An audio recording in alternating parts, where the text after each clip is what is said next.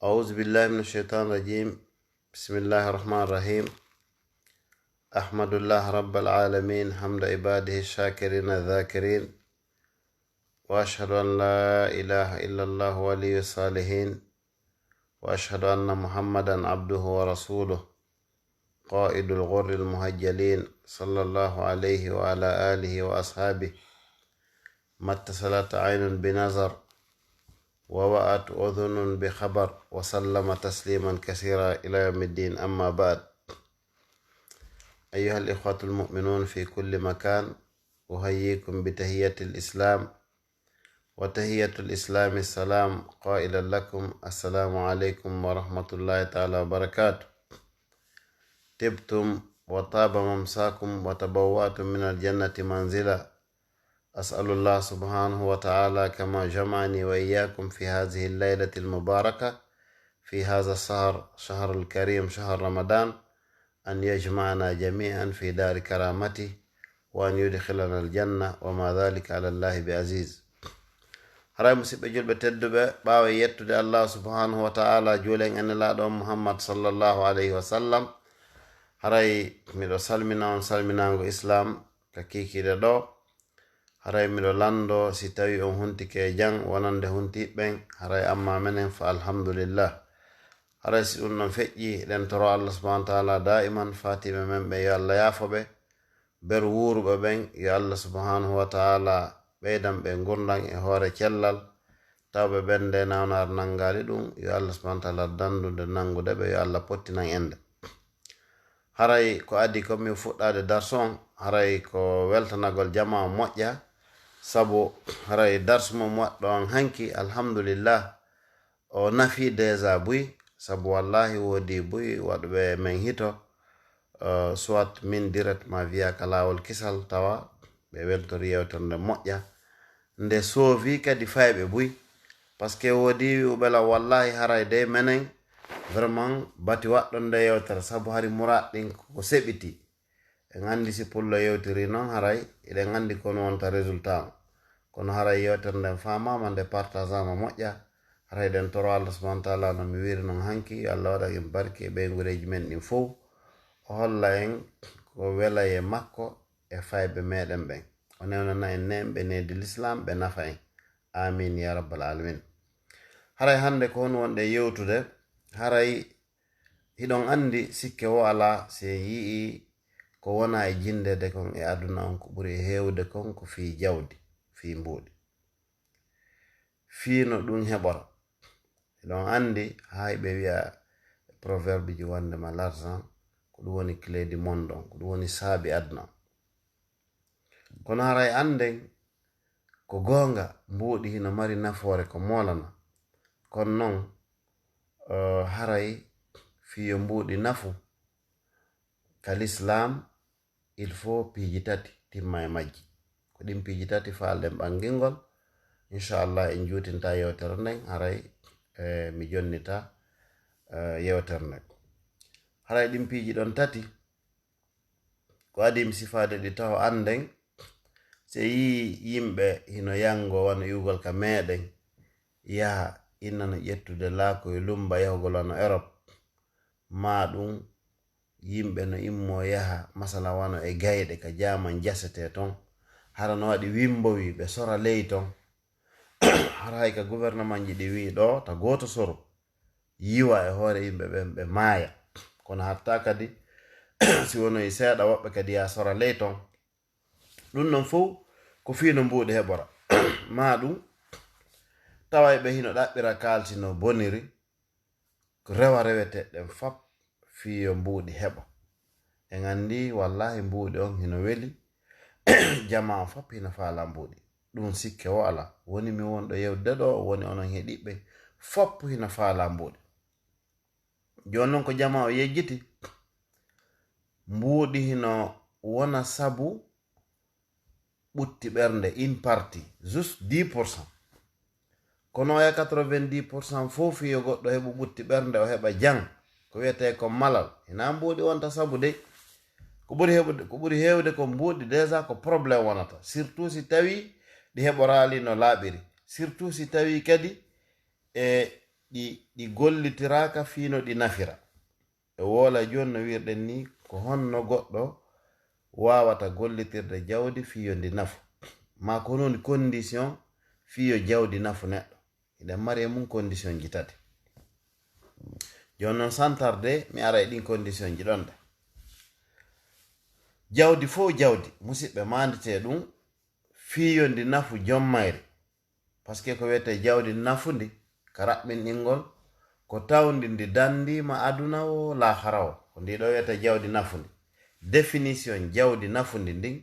ko tawdi dandi jommu aduna ndi dandimo lahira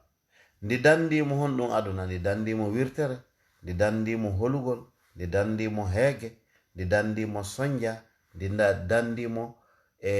wonugol ka howaki ndi dandimo kala ko wiyete bone ka aduna ɗo ko ndin noon haray jawdi woni jawdi nafundi waɗandi barke tawa kadi ndi dandimo lahira honno ndi dandirtamo lahira tawa o wawi ndi utilisude yiɗa e Allah e yarluye Allah ko aduna ɗo tawa ñande darngal ndi wonay sabu o yaha aljanna haray ndi ɗo nafi wallahi haray ndin ɗon ndi woni jawdi nafundi jommu ko wona ɗum ɗo kon sa heɓi jawdi tawi ka aduna ɗo ñande o ko kaso ka probléme iwri wo on fottay ka soɗɗa tere wo goɗɗo aray wi'a ko kañum je teren on ka fuɗɗiɗa darnude wo goɗɗo aray liɓa kala ko memminɗa ko probléme jawdi no wo dongal kono ɓutti ɓernde ala haray ndin ɗon jawdi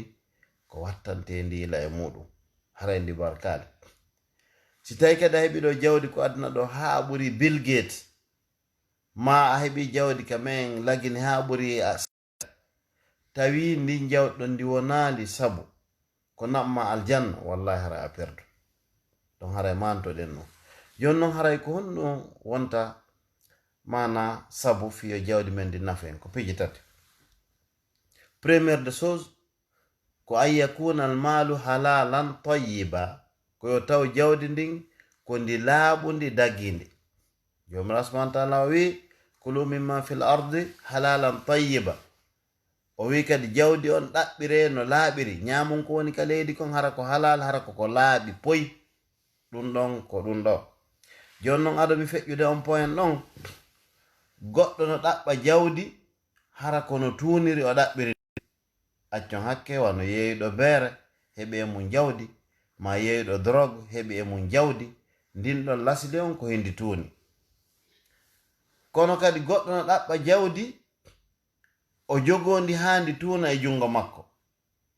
simo faala noon hara ko defte o yeeyata qur'anaje tun sa heɓi jawdi a moɓindi ɗon a jooɗi ke mayri en nan 2 ans 3 ans a ittali zakka andu ko jawdi harmundi jogiɗa ta jalumol drogue on dey mamo beere on par ce que on woɗɗodira on fof ko jawdi tuundi jogi ɗon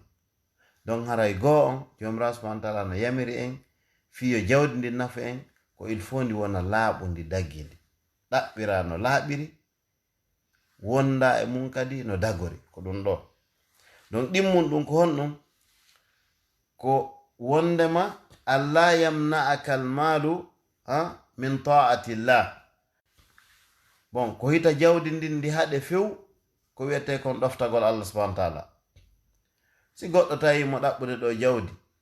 kono joni e nder ko ɗaɓɓata ndi kon kanko waɓutuji fop o juuli wo kikiɗe angoro ma himo ɗaɓɓude jawdi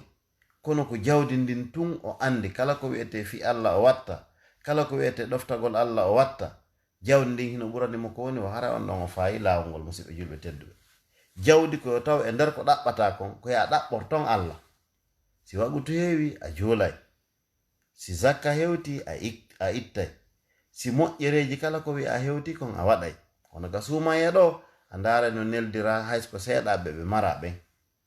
koto jawdi ma ndin harandi baralima fe ɗoftagol Allah mais no woodi sa yawɓe ha sikki si ɓe ɗaɓɓude jawdi si ɓe ɗoftike Allah wonde awa haray no gasa ɓe perda e ma ɓe ronka heɓude ɗum ko fayere wallahi ko fayere donc tammun ɗum e sakkitorum ɗum ko honɗum ko yo taw jawdi ndin hiɗa tottude mum hakke Allah subhanahu wa ta'ala hakke Allah on e jawdi ko honɗum koko wiyete zakka kon.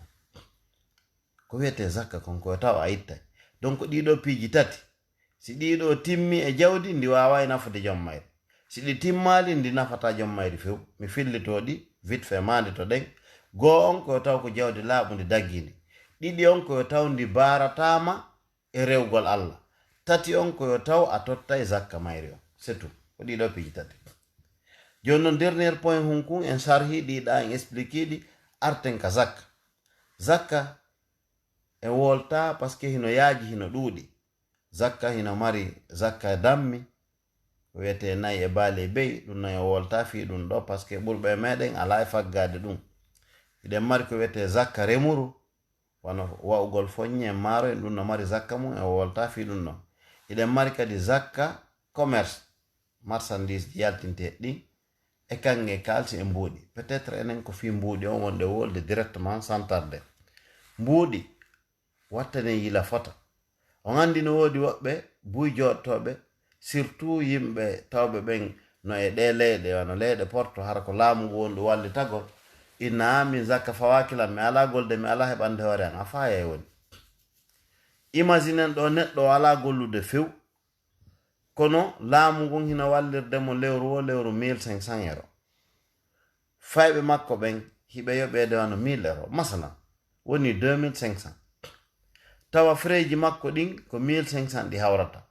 1000 on hino waali ɗon. Si hitande nden timmi on 1000 ɗon fois 12 ko 12000 o ittanayi ɗi zakka. Faamen dey o mbuuɗi surtout ɗon fewtinen ɓurayɓe jogagol ɓe mbuuɗi ko wiyete mbuuɗi social ma mbuuɗi payko ɗi fopp zakkanoto. Kala mbuuɗi wonɗi e ɓeydade par ce que an ko business ma on non. Ala heɓde doole yawgol ɗaɓɓoya kono hiɗa heɓde mbuuɗi ka compte ma. Donc zakka no waɗɗima. Haray si hitande nden timmi a calculi a itti kala facture ji ɗi waɗa yoɓude ɗin e 31 décembre e yoɓa ɗum ɗon fof hay sa yoɓali mais waɗaɗi a côté tawi hiɗa luttiri ko heɓata 85 grammes kange haray zakka no waɗɗima. Mi fillito sa calculi mbuuɗi ɗi luttirɗa ɗin e hitande nden ɗi ñamuɗa ɗin feƴƴi ɗin tawaka kono ɗi luttirɗa ɗin ka compte ma a tawi ɗi heɓay sodugol 85 grammes d'or pur de 22 carats ma haysko 20 carats andu ɗin ɗon zakka no waɗɗiɗi. Zakka majji on ko nu ko waɗugol montant on so tawi ko wano 5000 ɗi hawri 5000 on divisama par 40 yaltu kun ɗon kun ɗon kon ɗum ɗon ko zakka on no hakke Allah on ko on haqqe wolɗen ɗo joni fimu on ɗon no woodi jonneteɓe ɓen jonneteɓe Allah no sifi fi maɓɓe ɓe jeetato e aya wonɗo on ka sortu tawbati innama sadaqatu lil fuqara wal masakin oɗo aya. Donc haray hita en fijir ɗum sabi